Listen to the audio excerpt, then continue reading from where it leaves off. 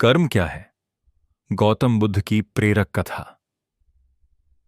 कभी सोचा है कि हमारे जीवन में आने वाली हर खुशी और हर मुश्किल का असली कारण क्या है? आज एक साधारण किसान के सवाल पर गौतम बुद्ध ने उजागर किया कर्म का असली रहस्य। चलिए कहानी शुरू करते हैं। बहुत समय पहले एक छोटे से राज्य कपिलवस्तु में एक राजकुमार सिद्धार्थ का जन्म हुआ था, जो बाद में गौतम बुद्ध के रूप में प्रसिद्ध हुए। बुद्ध के जीवन की कहानी कर्म के सिद्धांत को गहराई से समझाने वाली है। बुद्ध ने न केवल अपने जीवन में कर्म को समझा, बल्कि इसे अपने अनुयायियों को भी सिखाया ताकि वे अपने जीवन को सही दिशा में ले जा सकें। बुद्ध के जीवन में एक घटना ऐसी थी जो कर्म के महत्व को स्पष्ट करती है। यह घटना उनके आत्मज्ञान प्राप्त करने के बाद की है, जब वे अपने उपदेशों के माध्यम से लोगों को जीवन के सत्य की शिक्षा दे रहे थे। उनके पास एक बार एक साधारण किसान आया जिसका नाम काशीभू था। किसान उदास और चिंतित था। उसने बुद्ध से पूछा, भगवान, मैं एक साधारण व्यक्ति हूं, दिन रात मेहनत करता हूं, फिर भी मेरे जीवन में सुख शांति नहीं है। मुझे क्यों हमेशा दुहक और कठिनाइयां झेलनी पड़ती हैं? मैंने ऐसा कौन सा बुरा कर्म किया है जो मुझे यह सब सहना पड़ रहा है? बुद्ध ने शांत स्वर में उत्तर दिया, कर्म का सिद्धांत बहुत ही गहरा और सूक्ष्म है। जो कुछ भी तुम आज झेल रहे हो वह तुम्हारे पिछले कर्मों का परिणाम हो सकता है, और जो तुम आज कर रहे हो वह तुम्हारे भविष्य का निर्धारण करेगा। कर्म केवल यही नहीं बताता कि तुम्हें किस परिस्थिति का सामना करना है, बल्कि यह भी बताता है कि तुम्हारी प्रतिक्रिया उस परिस्थिति पर क्या होगी। किसान ने कुछ न समझते हुए बुद्ध से निवेदन किया, भगवान, क्या आप मुझे इसे किसी सरल तरीके से समझा सकते हैं? मैं कर्म का सिद्धांत पूरी तरह से समझना चाहता हूं। बुद्ध ने मुस्कुराते हुए कहा, ठीक है, मैं तुम्हें एक कहानी सुनाता हूं। बहुत समय पहले एक गांव में दो मित्र रहते थे। एक का नाम अर्जुन था और दूसरे का नाम दीपक। दोनों अच्छे मित्र थे, लेकिन उनके जीवन जीने का तरीका बहुत अलग था। अर्जुन एक मेहनती और ईमानदार व्यक्ति था, जबकि दीपक आलसी और स्वार्थी था। अर्जुन हर दिन कठिन परिश्रम करता था और अपने जीवन में अनुशासन और सदाचार को प्राथमिकता देता था। वहीं दीपक हमेशा शॉर्टकट ढूंढता था और दूसरों का शोषण कर अपना काम निकलवाने की कोशिश करता था। एक दिन गांव के संत ने घोषणा की कि पहाड़ी के ऊपर एक बहुत ही मूल्यवान खजाना छिपा हुआ है, और जो कोई भी वहां तक पहुंच जाएगा उसे यह खजाना मिलेगा। अर्जुन और दीपक दोनों को यह सुनकर लालच आया और वे उस खजाने को पाने के लिए निकल पड़े। रास्ता कठिन और लंबा था। अर्जुन ने धैर्यपूर्वक रास्ते की सभी बाधाओं का सामना किया, क्योंकि वह जानता था कि कड़ी मेहनत से ही वह खजाने तक पहुंच पाएगा।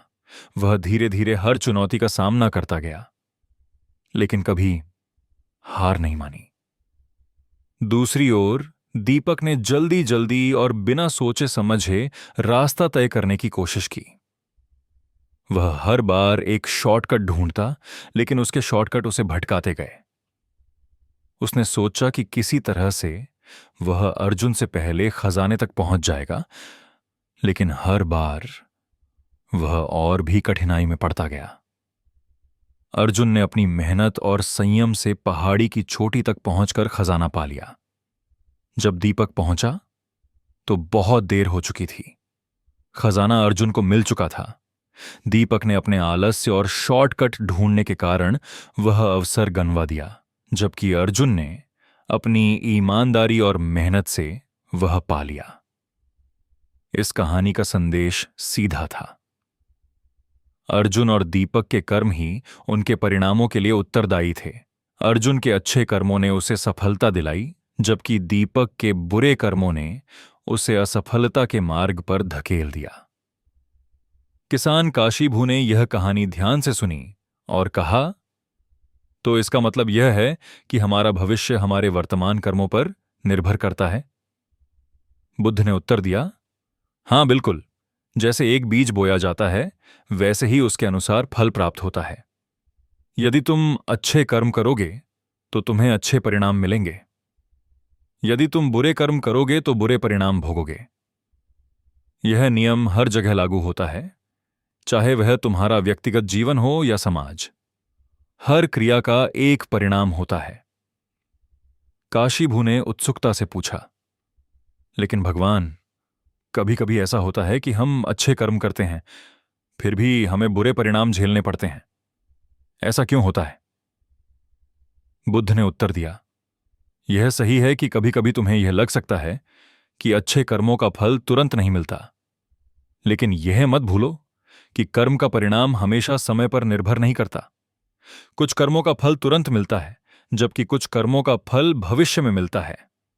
तुम्हारे पिछले जन्मों के कर्म भी तुम्हारे वर्तमान पर प्रभाव डाल सकते हैं, इसलिए यह जरूरी नहीं कि हर परिणाम तुम्हारे वर्तमान कर्मों का ही फल हो। बुद्ध ने आगे कहा, कर्म का अर्थ केवल बाहरी क्रियाओं से नहीं है, बल्कि यह तुम्हारे चित्त, मन की अवस्था पर भी निर्भर करता है। यदि तुम्हारे मन में अच्छे विचार हैं तो वे तुम्हारे कर्मों को सही दिशा देंगे। यदि तुम्हारे मन में बुरे विचार हैं तो वे तुम्हें गलत मार्ग पर ले जाएंगे। इसलिए कर्म केवल बाहरी कार्य नहीं है, यह तुम्हारे आंतरिक मानसिक स्थिति से भी संचालित होता है। काशीभू को अब समझ में आ गया था कि कर्म केवल बाहरी दुनिया से जुड़ा हुआ नहीं है, बल्कि यह हमारे मन, विचार और इच्छाओं से भी प्रभावित होता है। उन्होंने बुद्ध से कहा, भगवान, मैं अब समझ गया कि मेरा जीवन मेरे कर्मों पर आधारित है। मैं अब अपने कार्यों और विचारों को अच्छे से नियंत्रित करने की कोशिश करूंगा। बुद्ध ने काशीभू को अंत में यह सिखाया, हर व्यक्ति का जीवन उसके कर्मों का प्रतिफल है। तुम अपने वर्तमान कर्मों को सही दिशा में ले जाकर अपने भविष्य को बदल सकते हो। कर्म का सिद्धांत यह बताता है कि कुछ भी निश्चित नहीं है। यदि तुम अभी भी अपने जीवन में परिवर्तन लाना चाहते हो तो अपने कर्मों को सुधारो।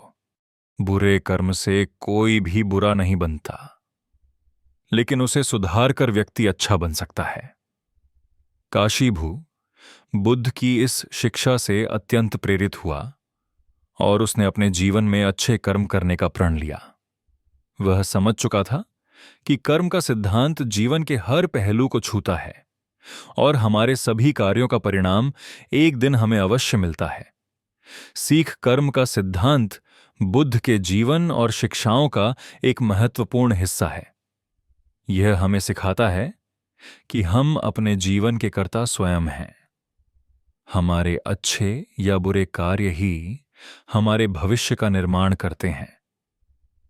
बुद्ध की यह कहानी हमें इस बात का गहन बोध कराती है कि कर्म का नियम अटल है और जीवन में सच्ची शांति और संतोष पाने के लिए हमें अपने विचारों और कर्मों को शुद्ध रखना चाहिए। अगर आपको यह कहानी पसंद आई हो तो इसे किसी एक व्यक्ति तक जरूर पहुंचाएं, क्योंकि एक छोटी सी सीख किसी की पूरी जिंदगी बदल सकती है। हम फिर मिलेंगे एक नई कहानी, एक नई सीख के साथ।